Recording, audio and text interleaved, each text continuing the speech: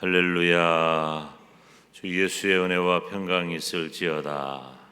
어제 아침에 우리가 원망이라는 단어를 살폈죠. 거기 1절 말씀 보면 백성이 여호와의 들으시기에 악한 말로 원망하매 그랬어요. 원망했다. 이스라엘은 하나님의 은혜를 입은 백성입니다. 이스라엘이 어떻게 출애굽할 수 있었을까? 이것은 상상에서도 가능하지 않은, 즉 상상할 수도 없는 일이 바로 노예로 살던 그 애굽 땅에서 이스라엘이 민족의 해방을 이루는 일입니다.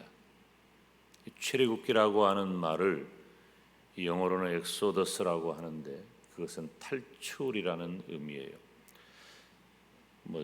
영어 단어가 꼭 중요한 건 아니지만은 굳이 구별을 하자면 또 탈출이라고 하는 단어를 사용하는 escape라고 하는 단어가 있어요. 그러면 이 escape라고 하는 단어는 소규모가 빠져나가는 정도를 표현하는 거예요. 성경이 기록한 출애굽, 즉 탈출이라고 하는 단어, 이 엑소더스는 한 민족이 빠져나오는 엄청난 역사예요. 쓰는 단어가 다르겠죠. 어떤 분은 이 출애굽기를 가리켜서 영광의 탈출이다 그렇게 표현한 분도 있어요. 다시 말하면 사람의 힘으로는 있을 수 없는, 생각조차도 할 수 없는 일이 바로 이스라엘의 경험입니다. 그들은 이 애굽을 빠져나왔을 뿐만 아니라 애굽을 빠져나오는 그런 과정, 10가지 재앙, 그리고 홍해 앞에서 하나님이 건너게 하시고 이스라엘은 건너는데 그렇게 빠르고 강한 애굽의 군대는 하나님께서 홍해 속으로 집어넣어버려요. 그리고 광야에 던져진 이스라엘 백성을 하나님께서는 그냥 두지 않고 구름 기둥과 불 기둥으로 인도하셔요. 목이 타는 광야에서 하나님은 생수를 허락해 주셔요. 그리고 여기 오늘 본문에 기록하고 있는 대로 이미 그들에게 만나를 주십니다. 이 정도면 이스라엘에게 필요한 말은 원망이 아니라 무엇일까요? 하나님이 나에게 은혜를 베푸셨고 그 은혜에 대하여 감사하고 찬송하고 영광을 돌리는 것. 그리고 나에게 어떤 상황이 주어지든지 나는 소망을 가질 수 있어요. 왜? 하나님 때문에. 여러분, 우리의 신앙은 피상적인 게 아니에요. 매우 사실적인 거예요. 경험적인 거란 말이죠. 그래서 우리가 신앙을 어떤 관념이나 이론의 차원에 머무르게 하지 않고 실제적인 신앙을 갖는 것이 너무 중요하죠. 우리가 이렇게 새벽에 나오는 분들은 기어이 새벽에 나옵니다. 제 표현을 잘 이해하셔야 돼요. 안 그런 분도 있겠지만은 기어이 새벽에 나옵니다. 왜 그럴까요? 경험적인 거죠. 우리는 나는 새벽에 기도해야 한다. 내 일생에 새벽에 기도함을 통해서 얻은 은혜와 그리고 그것에 따른 효과, 이걸 알기 때문에 하나님을 이렇게 새벽 기도에 경험적으로 알기 때문에 새벽 기도를 기어이 나옵니다. 절대로 안 나오는 분들이 있습니다. 왜 그럴까요? 우리는 이해를 못하죠. 피곤해서, 힘들어서. 저는 최근에 한 달 이상 거의 잠을 이루지 못해요. 두세 시간, 서너 시간. 의무감이기도 해요. 사실 제가 솔직히 말하면은 목사니까, 목사가 제자리에 와가지고 여러분 잘 못 볼지 모르지만 가끔은 졸기도 해요.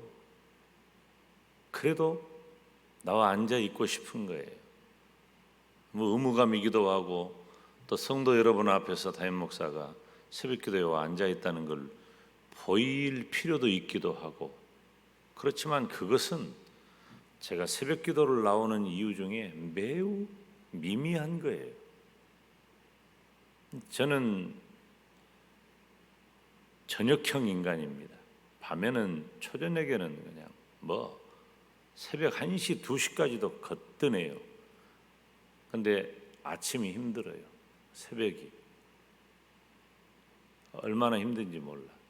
그래서 오죽하면 내가 신학교 다닐 때 도대체 누가 새벽기도 만들었냐고 제가 한국교회사 이만열 교수에게 질문을 했다고 그랬잖아요.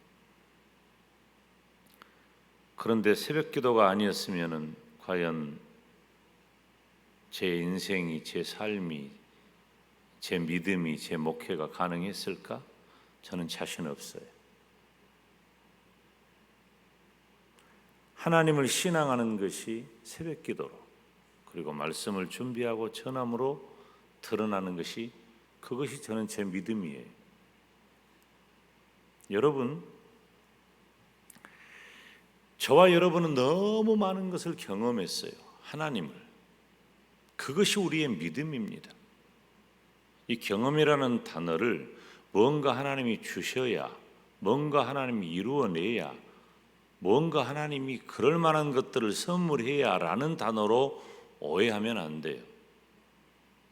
하나님께서는 이미 이스라엘 백성이 출애굽한 것처럼, 어째서 왔다 갔다 하냐? 이스라엘 백성들이 출애굽한 것처럼 저와 여러분을 구원해 주셨고, 하나님께서 구원하신 저와 여러분의 인생을 길게 펼쳐보든 압축해서 살펴보든 하나님의 은혜 아닌 것이 하나도 없어요. 그래서 우리에게는 오직 감사와 찬송과 영광과, 그리고 어떤 상황에서도 나에게는 소망이 있는 거예요. 여러분, 소망이라는 단어는 희망이라는 단어하고 다릅니다. 희망이란 단어는 소망이란 단어에 비해서 불확실해요. 그런데 소망이라고 하는 단어는 우리가 어떤 희망을 갖더라도 그것보다도 더 확실한 단어예요. 다시 말하면 예수님께서 다시 오신다는 것이 우리의 소망이에요. 이건 확실한 거예요. 내가 지금 어떤 상황과 형편에 있다 하더라도 하나님은 나를 버리지 아니하시고, 하나님은 나와 함께 하시고, 나를 반드시 지켜주시고, 나에게 필요한 모든 것들을 넉넉히 공급해 주신다. 이것이 소망이에요. 그래서 소망은 믿음이에요. 믿음. 그런데 이스라엘이 원망했어요. 원망했을 뿐만 아니라 오늘 말씀을 보면 4절에 이스라엘 중에 섞여 사는 무리가 탐욕을 품었다 그랬어요. 탐욕이라는 단어를 잠깐 살피고자 합니다.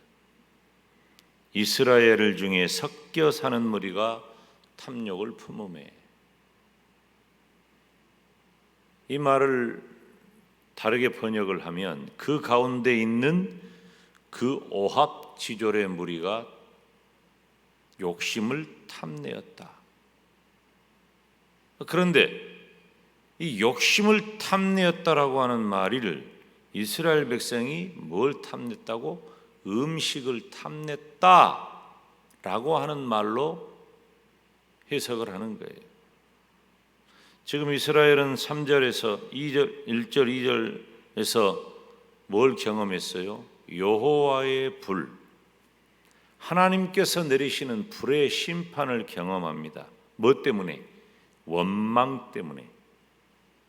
하나님께서 내리시는 불의 심판을 경험하는데, 그랬음에도 불구하고 그들은 육신의 소욕을 이기지 못하고 탐욕에 빠진 거예요. 사실 여러 번 말씀을 드리지만 이스라엘 백성의 광야는 어렵고 힘들고 불편하고 고통스럽고 이런 일들이 가득한 것 같지만 그 모든 것들을 이겨내게 하는 기적의 연속이에요. 이스라엘 백성의 광야의 삶은 기적의 삶이에요. 여러분, 우리가 살아가는 인생길에 힘들고 어려운 일들이 지나온 날 동안 어떻게 살아왔어요? 누가 저보고 그러더라고. 목사님은 어느 시대로 다시 돌아가고 싶으세요? 나 안 돌아가고 싶어. 나는 지금, 저는 언제나 그랬어요. 한 번도 제가 제 인생 중에 어느 때로 다시 갔으면 했던 적이 없던 것 같아요. 지금까지 지내오면서 저는 항상 살아오는 그때 그 순간을 소중히 여기고 그 순간을 성실하게 살면서 미래를 향해 갔지, 나는 과거 안 돌아본 것 같아. 그럼 과거가 안 좋아서 그러냐? 안 그래요. 지나온 날을 뒤돌아보면 아쉬움도 있지만 얼마나 우리가 그때가 좋았어, 그 말할 때가 얼마나 많아요. 정직하게 말하면 돌아갈 수 없으니까 돌아갈 생각도 안 하고, 그리고 제 마음은 언제나 present is present. 오늘 영어 잘 안 쓰는데 몇 개 쓰네. 이 present라고 하는 단어가 선물이라는 말이거든요. 근데 현재라는 의미도 있어요. 현재가 곧 선물이다. 지금이 하나님이 나에게 주신 선물의 시간이에요. 과거가 아니에요. 아무리 우리가 왕년에 얘기 많이 하는 사람 치고 지금 버벅거리는 거예요. 왕년 얘기할 것 없이 하나님이 내게 주신 지금을 소중히 여기고, 제가 교회에 대한 생각도 그래요. 교회에 대한 생각도, 저는 중학교 1학년 때부터 다닌 그 교회에서 담임 목사가 됐으니까 그 교회에 대한 추억이 얼마나 많겠어요. 교회는 오직 하나밖에 없었죠. 이렇게 차 타고 지나가다가 예배당 모양만 보여도 울컥하고, 그 검붉은 벽돌 한 조각만 봐도, 그런데 다 과거 속에 있는 거예요. 과거 속에. 그 과거, 여러분의 지나온 인생들 가운데 과거 속에 있는 것을 붙잡으려고 하면 안 돼요. 그것은 하나님이 이미 우리에게 주신 너무나도 귀하고 값진 경험, 은혜의 시간인 건 분명해요. 가장 중요한 건 뭐예요? 지금 내 앞에 있는 이 상황인 거예요. 그런데 지금 이스라엘은 그것 때문에 원망하고 그렇게 주어진 상황 때문에 탐욕을 부리고 있다는 것이죠. 기적을 그렇게 많이 경험해 놓고도, 그 기적을 연속적으로 경험했던 이스라엘 백성이 하나님을 원망하고 모든 필요를 다 채워주시는 하나님 앞에 탐욕을 버리지 못하는 거예요. 이것이 불신앙이에요. 하나님의 약속을 불신했기 때문이에요. 신앙이 무엇입니까? 신앙은 기억하실는지 몰라요. 제가 그 전에 자주 했는데, 나와 환경 사이에 하나님이 계시는 것이 신앙이에요. 이게 신앙인 거예요. 그런데 불신앙은 뭐예요? 그러면 나와 하나님 사이에 환경을 집어넣는 것이 불신앙이에요. 지금 이스라엘은 그들이 처한 환경과 그들 사이에 하나님이 살아계심이 분명한데 그것을 제껴놓고 그 하나님 사이에 환경을 집어넣고 원망하고 탐욕을 부리고 있는 거예요. 그러니까 구원받은 이스라엘 백성이 하나님을 불신앙하는 너무나도 기가 막힌 상황을 보이는 거예요. 여러분, 우리가 예수님을 믿고 구원받아 천국 가게 된 것이 너무나도 확실하고 분명하지만 시시때때로 우리가 나를 구원하신 하나님과 나 사이에 얼마나 많이 환경을 집어넣고 삽니까?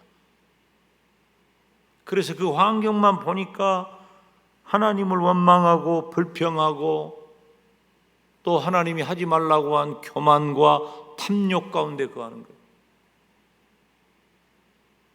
우리는 구원받은 믿음은 다 있지만 실제적인 믿음, 내가 구원받은 성도로서 어떻게 살아가야 하느냐 하는 실제적인 믿음을 놓치는 경우가 너무 많은데, 그것이 바로 나와 하나님 사이에 환경을 집어넣는 거예요. 좀 더 쉽게 말하면은 나와 하나님 사이에 내가 처한 어떤 그 일을 집어넣어놓고 그 일만 바라보면서 실망하고 좌절하고 낙담하고 원망하고 불평하고 탐욕을 부리면 그것이 불신앙이라는 말이에요. 지금 이 시대는 물질의 풍요와 과학의 발달이 극에 달한 때예요.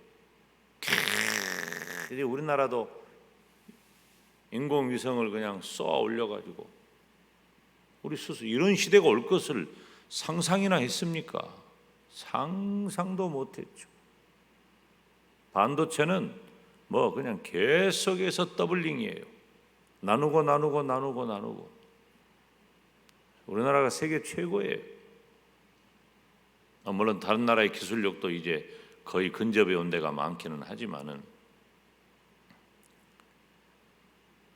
그리고 우리나라의 인터넷 속도는요, 어린아이들이 쓰는 이 인터넷도 세계 최고의 과학자들이 쓰는 인터넷 속도하고 같아요. 오히려 더 빨라요. 우리나라 사람들은 성격이 급해가지고 안 나오면 그냥 안 나오면. 어마어마한 시대죠. 이건 감사해야 할 일이에요. 물질의 풍요, 과학의 발달. 그런데 물질의 풍요와 과학의 발달이 하나님께 감사하는 조건이 된 것이 아니라 하나님을 버리고 각기 제 길로 가는 그런 시대가 되고 말았다는 거예요. 심각한 일이에요. 이성주의, 과학주의, 그리고 상황윤리, 이게 다 탐욕에 빠지게 되는 요인들입니다. 성도는 모든 환경 사이에, 나와 모든 환경 사이에 하나님께서 계심으로 탐욕으로부터 벗어나야 되는 거예요. 벗어나야 돼요. 하나님의 대처 방식은 뭘까요? 그런 이스라엘 백성에게 만나를 주시는 거예요. 참 놀랍잖아요. 하나님께서 원망하는 이스라엘에게 불로 심판하시는데 모세가 하나님께 구하니까 그 불을 거두셔요. 그분이 바로 우리가 신앙하는 하나님이시란 말입니다. 이스라엘 백성에게 내려준 만나를 어떤 학자는 천사들의 음식이라고 표현했어요. 놀라운 은혜가 있는 거예요. 저와 여러분의 생애 가운데 천사들의 음식으로 가득하기를 주님의 이름으로 축원합니다. 지금도 하나님께서는 원망과 탐욕으로 사는 나에게 만나의 은혜를 베푸십니다. 우리는 하나님의 은혜에 감사하면서 찬송과 영광을 돌리고 소망 중에 사시기를 주님의 이름으로 축원합니다. 오늘 기도할 때 내일 거룩한 주일입니다.